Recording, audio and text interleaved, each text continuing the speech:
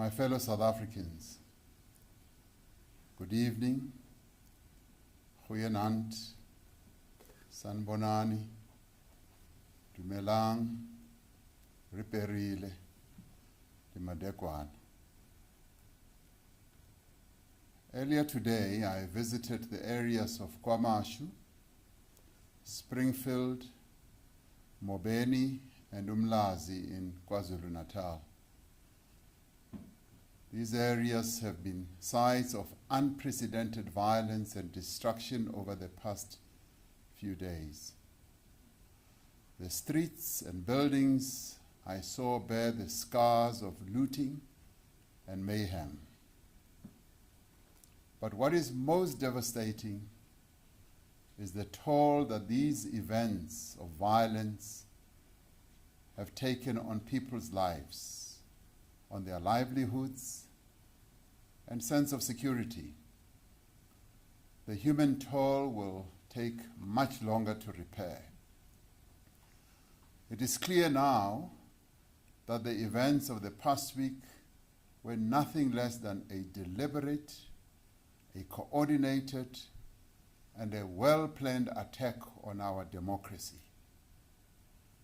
The constitutional order of our country is under threat. The current instability and ongoing incitement to violence constitutes a direct contravention of the Constitution of our country and the rule of law. These actions are intended to cripple the economy of our country, to cause social instability, and severely weaken or even dislodge the democratic state.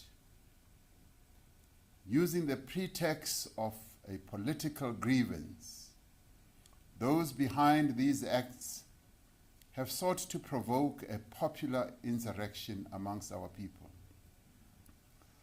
They have sought to exploit the social and economic conditions under which many South Africans live, conditions of poverty, of inequality and unemployment that have worsened since the onset of coronavirus pandemic, and to provoke ordinary citizens and criminal networks to engage in opportunistic acts of wanton looting. The ensuing chaos is used as a smokescreen to carry out economic sabotage through targeted attacks on trucks, on factories, on warehouses, and other infrastructure necessary for the functioning of our economy and the provision of services to our people. Through social media, through fake news and misinformation, they have sought to inflame racial tensions and violence. Worst of all, these instigators have sought to manipulate the poor and vulnerable for their own benefit. Yet, despite the widespread destruction, this attempted insurrection has failed. It has failed to gain popular support amongst our people. It has failed because of the efforts of our security forces, and it has failed because South Africans have rejected it and have stood up in defense of our hard-won democracy. I saw the determination of our people in defending their democracy in action as I walked through the streets of eThekwini. And many of us will have seen how many of our people across various parts of the country have done exactly the same. I saw people cleaning up the streets, rebuilding their lives, standing together, united in their diversity, young and old, men and women, black and white. They were grateful for the support of the security forces and made it clear to me that they stand united and will work with the government to restore stability. My fellow South Africans, since the outbreak of this violence, at least 212 people have lost their lives. Of these, 180 have been in KwaZulu-Natal and 32 in Gauteng. The South African Police Service, led by Commissioner Stolle here, is investigating 131 cases of murder and have opened inquest dockets in respect of 81 deaths. Our thoughts and prayers are with the families of those who have lost their lives to this senseless violence.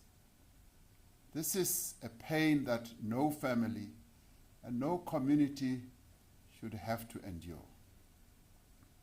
Since the unrest started, the National Joint Operational and Intelligence Structure has recorded over 118 incidents of public violence, arson, looting, and other unrest-related instances.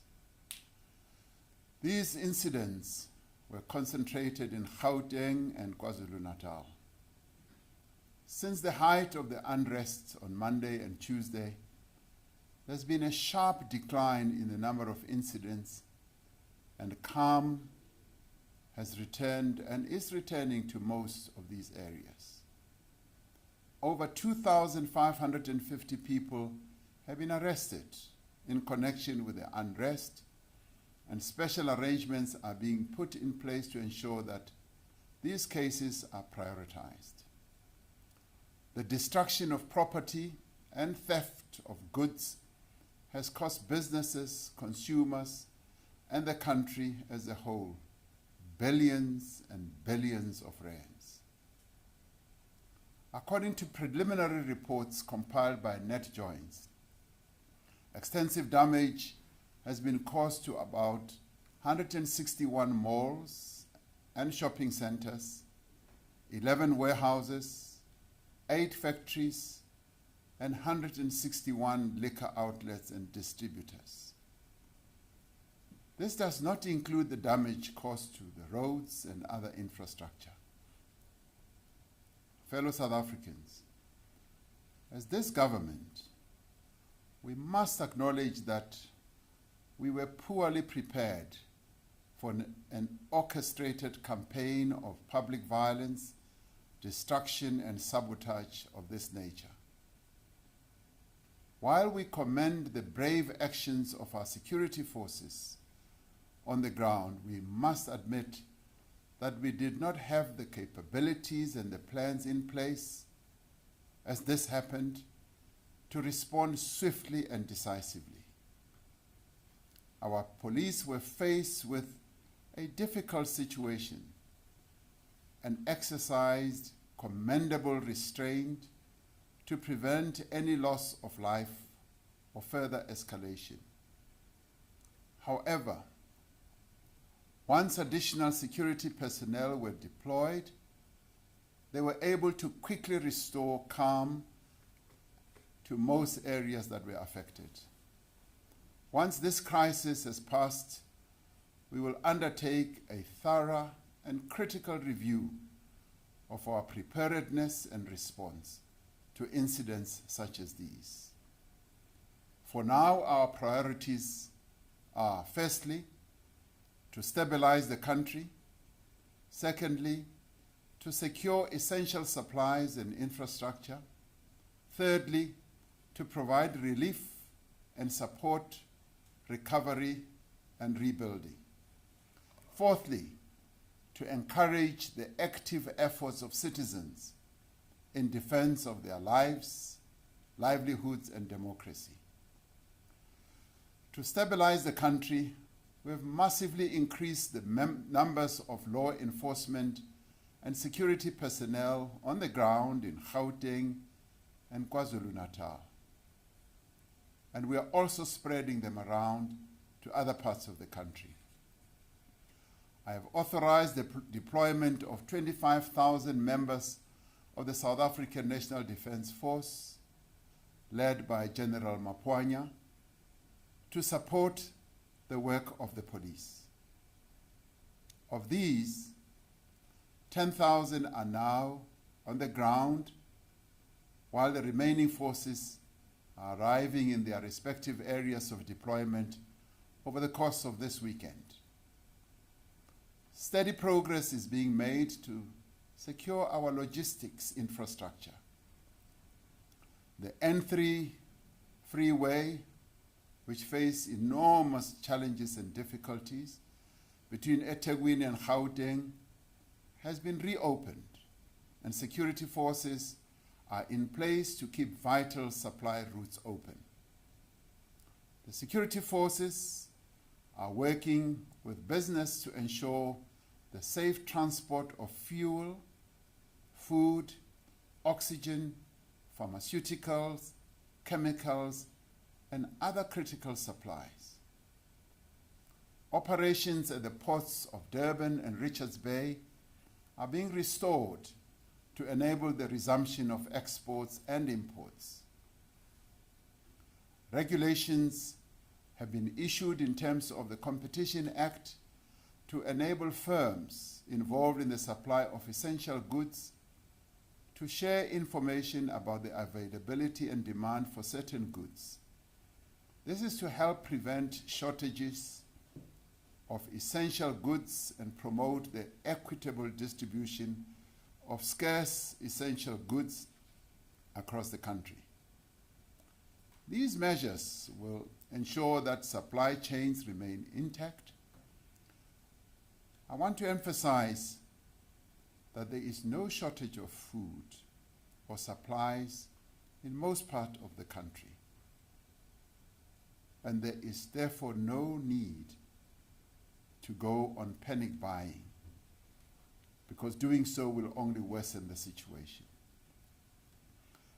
In addition to supporting the police in maintaining order, South African National Defence Force members have been deployed to key installations to protect them and commercial sites that are vital to the functioning of the economy and the uninterrupted provision of services to our citizens. Specialized units of our law enforcement agencies are working round the clock to locate and apprehend those responsible for planning and coordinating this violence. We will spare no effort in bringing those individuals to justice. I want to repeat, we will spare no effort in bringing those individuals to justice. My instruction to the Commissioner of Police and his officers is very clear on this. There have been calls from several quarters for the declaration of a state of emergency to contain this violence and destruction. These calls are understandable given the levels and extent of disorder. Our view, and my view, has been that a state of emergency should only be declared when all other means of stabilizing the situation in our country has shown to be inadequate. A state of emergency would allow a drastic limitation of the basic rights contained in our Constitution, which no responsible government would want to do unless it was absolutely necessary. For now, it is our firm view that the deployment of our security forces, working together with communities and social partners across the country, will be able to restore order and prevent further violence. We will extinguish the fires that are raging, and we will stamp out every last ember of this fire. We will identify and act against those who lit the flame and those who spread it and those who are still attempting to spread it. We will find those who have instigated this violence. They will be held accountable for their deeds. Because we will not allow anyone in our country to destabilize the country and to get away with it. And we will not allow any person or any group, whoever they are, to challenge the authority of our democratically elected government. Because this is in the end a challenge to the people of South Africa. While our security forces are steadily establishing control on the ground, the effects of this violence will be felt by all South Africans in the days and weeks and months to come. I met a number of business leaders during my visit in KwaZulu-Natal, together with the Premier, Minister of Police, the Minister of Defense, and the Minister of State Security. And the business people told me that it will take them a few months to restore their businesses. The damage that has been done to vital economic infrastructure will, as they told me, take time to repair. This in turn will have an impact on the availability of food, fuel, medicine, and other supplies, not only in South Africa, but across the region. The violence and destruction has done enormous damage to our economy at a time when we are struggling to recover from the impact of the coronavirus pandemic. It has destroyed businesses and will undoubtedly lead to further job losses. Ultimately, it will also deepen poverty and cause even greater hardship to millions of South Africans. The widespread looting of the past week is likely to fuel a further increase in COVID-19 infections. These events have also disrupted our COVID-19 vaccination program in KwaZulu-Natal and Gauteng, just as it was beginning to gain momentum. Now it is imperative that we should take further steps to provide support to households and to help businesses to restock and to rebuild. We're in the process of providing immediate food relief to households. Earlier, I received a call from Prince Mangosuthu Buthelezi, who was telling me about the situation in Ulundi. And we immediately promised him that we will be taking steps to ensure that the people who are lining up in Ulundi after the destruction of shops in Eshowe and other areas nearby had resulted in the shortage of food, and they were now lining up in Ulundi. We are attending to this, even tonight as we speak.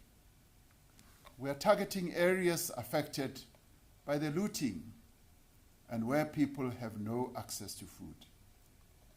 Provincial departments of social development and SASSA will use their remaining budget in the social relief of disaster program to provide support in the form of food parcels, cash, and food vouchers. We're working hard to bring all SASSA offices into operation again. Cash points are expected to resume services from the 19th of July in all areas that have been declared safe to operate. To assist with the immediate needs of affected communities, the Solidarity Fund has established a humanitarian crisis relief. Mrs. Gloria Sirobe informed me, as chair of that fund, that they aim to assist those in greatest need at this time. We are calling on all South Africans to support this fund. We appreciate the support of the many companies, the organizations and faith-based groups that have already started providing support to families in distress. Social partners have been meeting to discuss a range of measures which can be implemented to provide immediate relief within our fiscal means. This includes the provision of emergency food relief and other assistance to those in greatest distress. We will also help our small businesses, including those in townships and rural areas, to heal the damage they have suffered. Our business people provide important goods and services in our communities, and we will help them to rebuild their businesses. A team in the Presidency and the National Treasury, as well as those who are leading the economic cluster in government, are hard at work to develop a comprehensive support package for Cabinet's consideration. We will be in a position to make a further announcement in this regard soon. In the short term, it is essential that we get the vaccination program back on track as soon as possible, and no effort will be spared in that regard, as we are now in a position to have more vaccines available so that this program can speed up. My fellow South Africans, while calm has returned to most of Gauteng and KwaZulu-Natal, the threat to our country and to our democracy remains present and real. Those responsible for organizing this campaign of violence and destruction have not all yet been apprehended, and their networks have not yet been dismantled. But we know who they are, and the police are on their tracks, and they've already identified them. We must therefore remain vigilant and resist any efforts to incite further violence. We welcome the unwavering support from religious, traditional, political, party, labor, and business leaders, many of whom I met during the course of this week. We applaud those individuals, organizations, and communities that have taken the initiative through peaceful means to restore calm and protect lives and property and infrastructure. We thank all those people who have remained at their posts under difficult and dangerous conditions, providing services to our people and our nation, the law enforcement personnel, health workers, social workers, security personnel, municipal employees, and many other frontline public servants. We also thank the journalists of our country who have been reporting on these events and bringing the news to South Africans as they've been unfolding, helping to ensure that South Africans are informed and empowered. And I've watched many of them getting into very dangerous situations so that we may all be informed. We call on communities across the country to work with the police through community policing forums. We have found that these policing forums work extremely well, particularly at a time like this. And many of them have been functioning to good effect. No person should take the law into their own hands. We must guard against vigilantism and anything that could inflame tensions, racial or otherwise, further. We call on all South Africans to encourage calm and restraint, to desist from sharing false information, and to report any incidents of violence to the police immediately.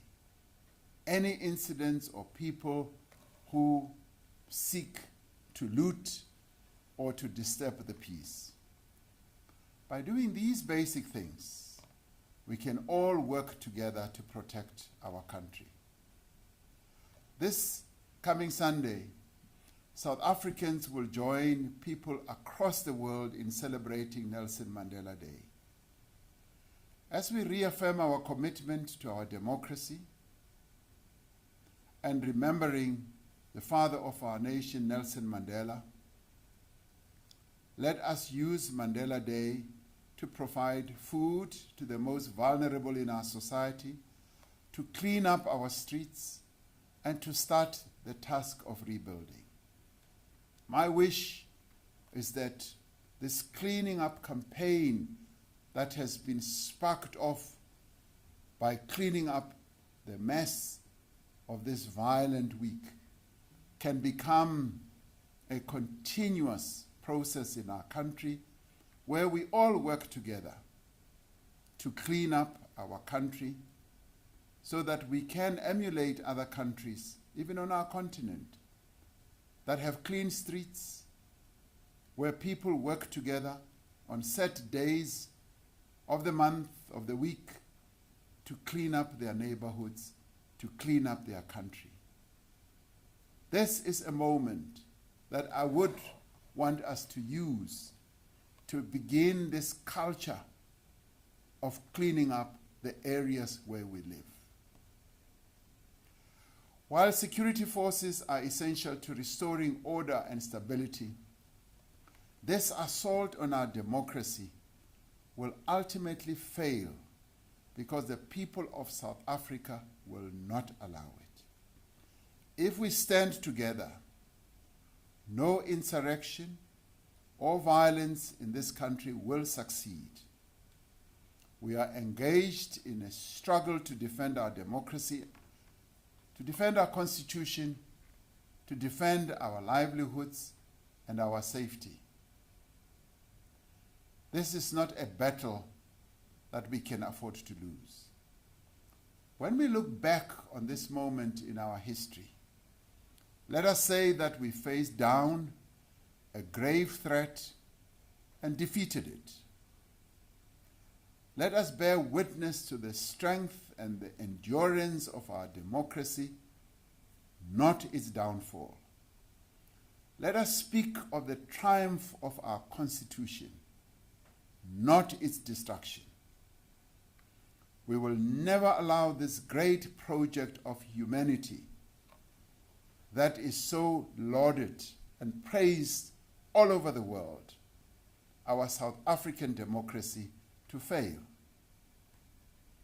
Lastly, I wish to pass condolences to some South Africans who have passed away in the recent past few days.